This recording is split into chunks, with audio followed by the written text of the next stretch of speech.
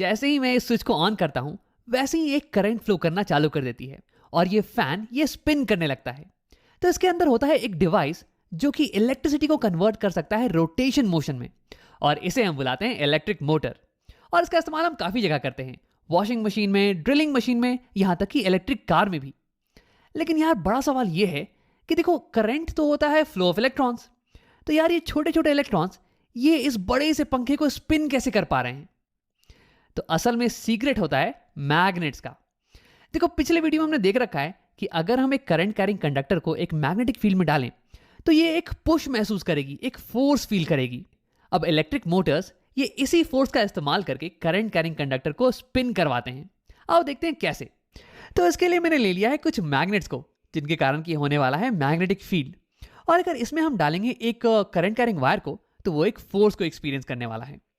अब देखो, वैसे इस केस में मैं एक सिंगल करंट कैरिंग वायर के बजाय एक रेक्टेंगुलर करंट कैरिंग लूप का इस्तेमाल करने वाला हूं, जो कि कुछ ऐसा दिखेगा रेक्टेंगल के शेप में। वैसे तो मैं किसी भी शेप का इस्तेमाल कर सकता था, लेकिन रेक्टेंगुलर लूप को समझना ये थोड़ा आसान पड़ जाता है। अब हाँ, वैसे तुम्हारे दिमाग में एक सवाल उठ रहा होगा कि राम, यहाँ पे एक सिंगल करंट कैरिंग वायर के बजाय तुमने रेक्टेंगुलर लूप का इस्तेमाल क्यों किया है? तो देखो, ये तुम्हें क्लियर हो जाएगा थोड़ी ही देर बाद। अभी के लिए तुम घबराना मत। और हाँ, यहाँ पे ये सर्किट कंप्लीट भी होना चाहिए था। यहाँ पे एक बैटरी होती पोटेंशियल डिफरेंस के लिए, और कुछ वायर्स होती जिससे करंट जाए और फिर करंट आए बैटरी में, लेकिन मैंने उसे दिखा नहीं रखा है। ये मैं तुम्हें बाद में दिखाने वाला हूँ। तो देखो, इस रेक्टेंगुलर लूप की हर एक साइड ये एक करंट कैरिंग कंडक्टर की तरह बिहेव करेगी, जो कि मैग्नेटिक फील्ड में रखी हुई हो। जैसे कि ये वाली साइड को ले लो, ये करंट कैरी कर रही है और ये मैग्नेटिक फील्ड में है। सिमिलरली ये वाली भी मैग्नेटिक फील्ड में है और ये वाली साइड भी मैग्नेटिक फील्ड में है। यानी कि इन सब पे अलग अलग फोर्स लगने वाला है, और हो सकता है कि इसके कारण ये लूप ये रोटेट करना चालू कर दे। आओ देखते हैं। अब ये लूप कैसे मूव करेगा, ये पता लगाने के लिए तो मुझे हर साइड पे लगने वाले फोर्स की डायरेक्शन का पता लगाना पड़ेगा। और इसके लिए हम इस्तेमाल करने वाले हैं फ्लेमिंग के लेफ्ट हैंड रूल का, जो कि कहता है कि अपने लेफ्ट हैंड की तीनों उंगलियों को कुछ ऐसे खोलना कि ये एक दूसरे के परपेंडिकुलर हो।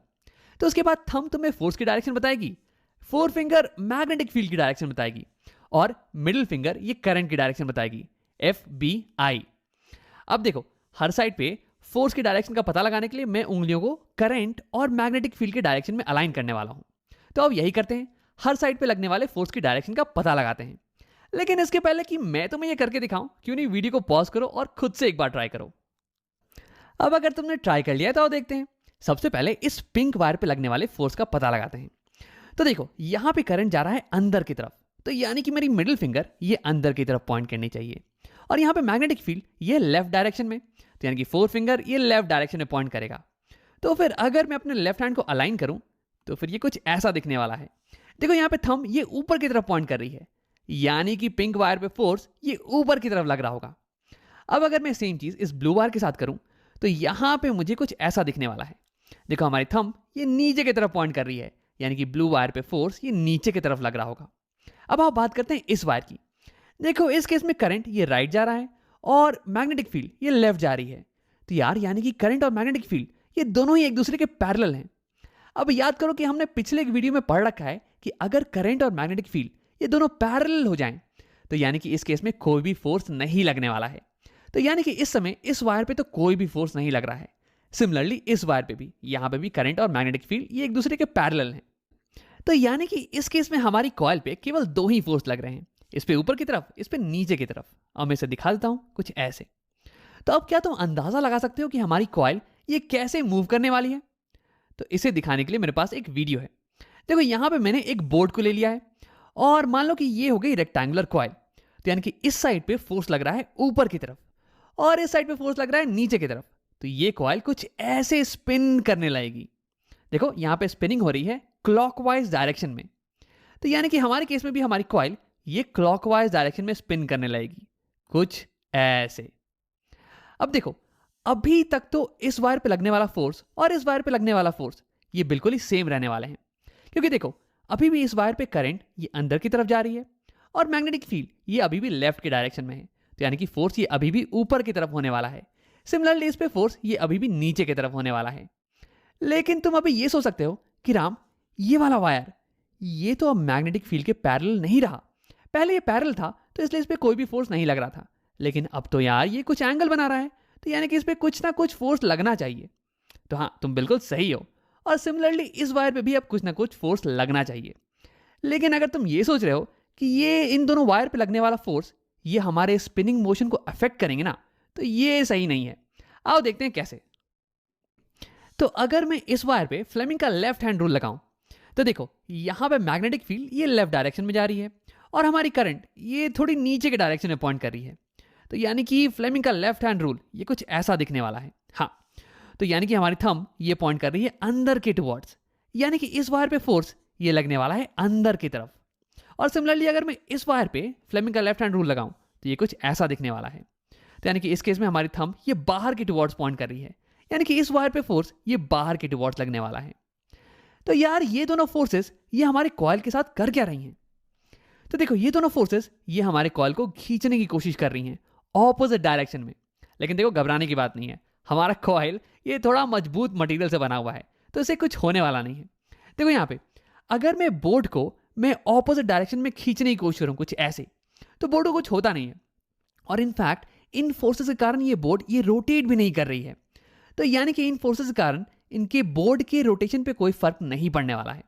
तो सिमिलरली मैं कह सकता हूं कि इन दोनों फोर्सेस के कारण इस कॉइल की स्पिनिंग पे कोई भी फर्क नहीं पड़ने वाला है।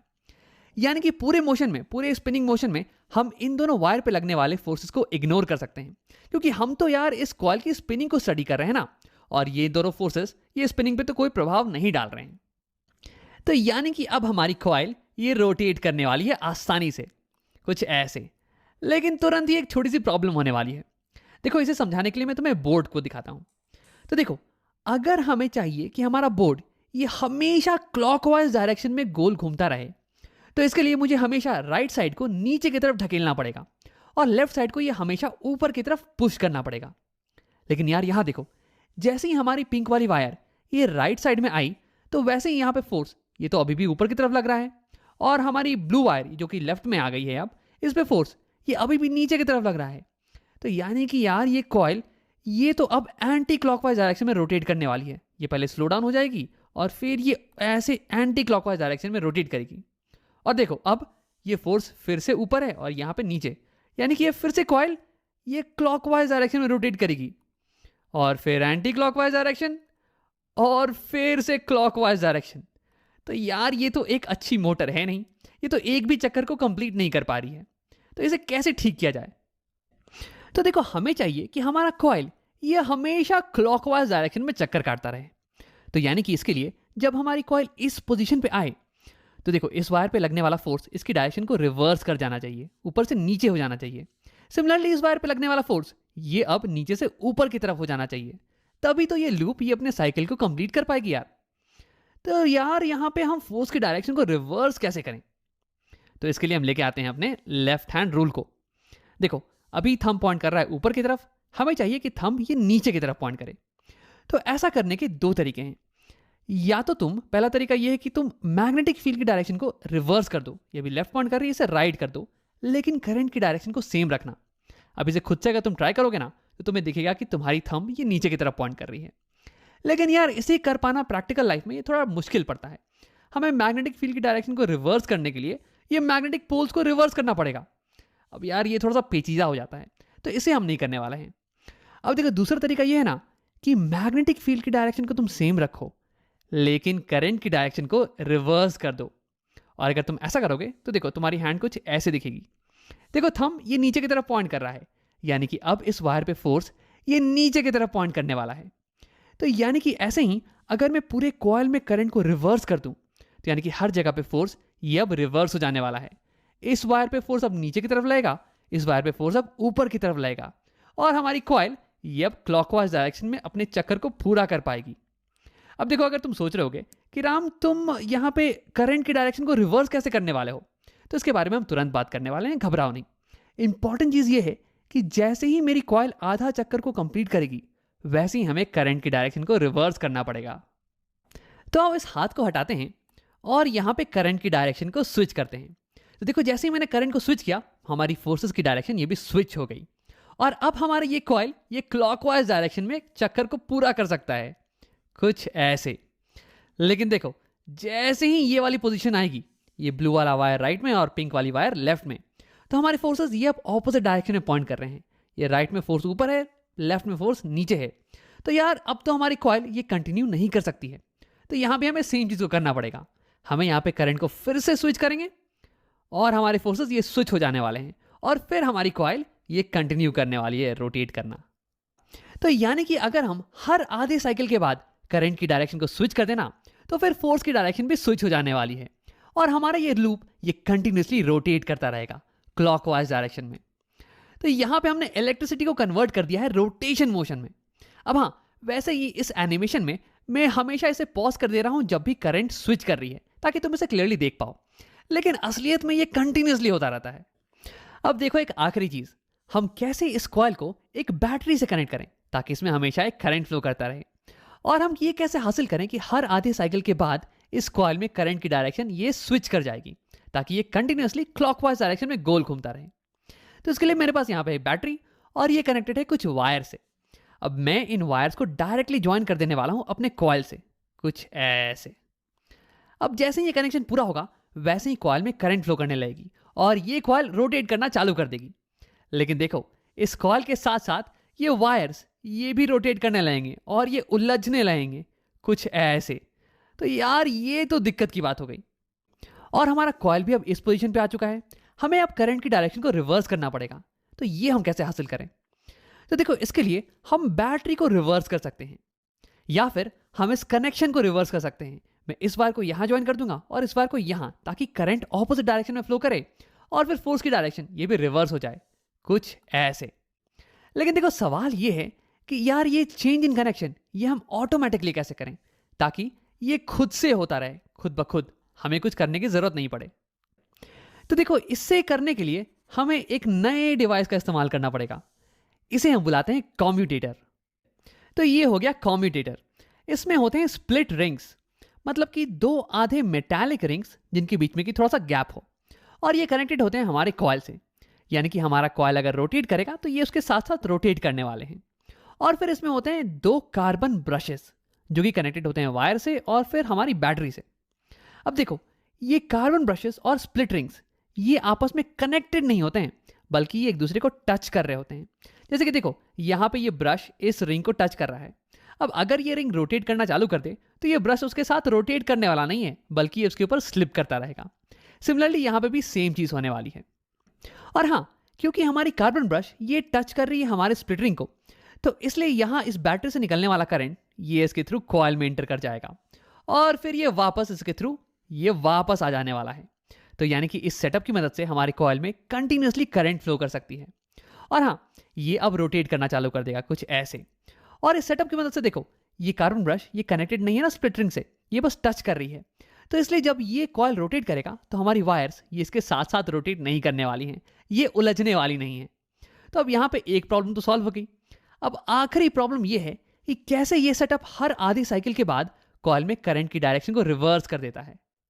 तो देखो अभी ये पिंक वाली स्प्लिट रिंग ये कनेक्टेड है बैटरी के इस टर्मिनल से, पॉजिटिव टर्मिनल से, और ब्लू वाली स्प्लिट रिंग ये कनेक्टेड है बैटरी के नेगेटिव टर्मिनल से।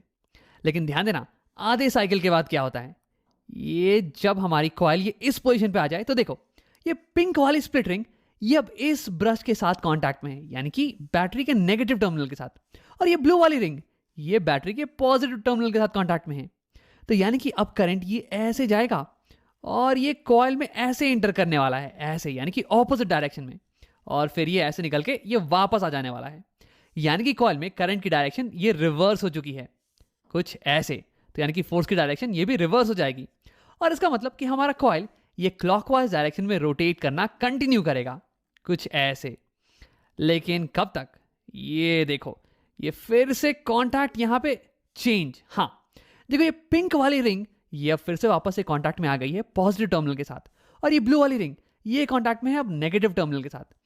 तो देखो ये करंट ऐसे गया, ये ऐसे एंटर, और ये वापस से ऐसे उल्टे डायरेक्शन में, यानी ये करंट ये फिर से रिवर्स हो गया है और फोर्स भी रिवर्स, और फिर ऐसे ही हमारी कॉइल ये कंटिन्यूसली ये रोटेट करती रहेगी। और देखो सबसे इंपॉर्टेंट बात ये है कि यहाँ पे कनेक्शन में चेंज ये खुद से हो रहा है, हम बाहर से कुछ भी नहीं कर रहे हैं। तो यानी कि कम्यूटेटर की मदद से हमने एक कंप्लीट मोटर एक्शन को हासिल कर लिया है। तो इस वीडियो में हमने देखा कि एक मोटर में होते हैं कुछ मैग्नेट्स और एक करंट कैरिंग कॉइल। और ये मैग्नेटिक फील्ड इस कॉइल को पुश करने वाली है, इसे रोटेट करवाने वाली है। और इंपॉर्टेंट चीज ये है ना कि जब ये कॉइल इस पोजीशन पे आए तो फिर करंट की डायरेक्शन को हमें रिवर्स करना पड़ेगा। और इसके लिए हम इस्तेमाल करते हैं कॉम्यूटेटर का, जिसमें कि होते हैं कुछ स्प्लिट रिंग्स और कार्बन ब्रशेस। अब जैसे ही करंट की डायरेक्शन रिवर्स होगी वैसे ही फोर्स की डायरेक्शन भी रिवर्स हो जाएगी, जिसके कारण कि ये कॉइल ये कंटिन्यूअसली एक ही डायरेक्शन में रोटेट करता रहेगा। तो ऐसे हमने इलेक्ट्रिसिटी को कन्वर्ट कर दिया है रोटेशन मोशन में। और अगर इस कॉइल से तुम किसी मशीन को लगाओगे ना तो वो भी रोटेट करने लगेगी, जैसे कि तुम्हारी फैन या फिर ड्रिलिंग मशीन या फिर वॉशिंग मशीन।